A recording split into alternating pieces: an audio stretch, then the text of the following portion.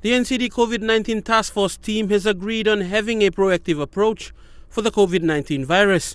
And since the lifting of the air travel ban, part of that approach is to closely monitor passengers travelling from the two border provinces, West Sepik and Western Province, to Port Moresby. Everybody coming into Port Moresby from Daru or Kiunga or whichever airfield or airport in Western Province, equally in Sundown, West Sepik Province, everybody must fill a form, and when they come into here, it gets given to Nukundj or the airlines. They give it to immigration, and we also have a copy, or Health Department, State of Control, Emergency Controller have a copy, so we know who's flying in and out.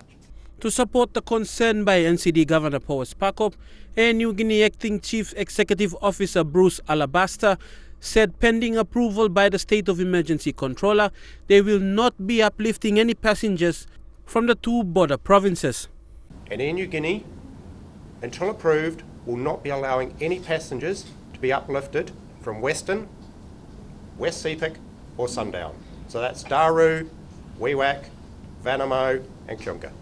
Paul Spakop's concern is that the medical capacity of the National Capital District is not capable to contain an outbreak by COVID-19, with the governor pushing for proactive approaches to battle the COVID-19 pandemic. Our medical capacity here is not even in any shape or form to deal with a major outbreak. That's why for the city, we have been pushing that we must be proactive, that take all steps, that we must not wait for one incident or one infection before we allow or do something. Let's make sure it doesn't come, because if it comes, you may vaccine big bagrap. Big bagrap you mix.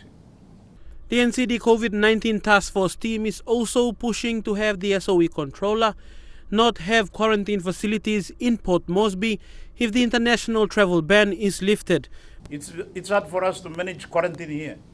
If people come in and from the airport to wherever they go, it's difficult for us to control.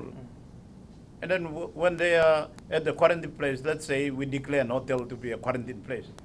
What about all these people who are going to go and clean the rooms and catering for them, and will they have PPEs?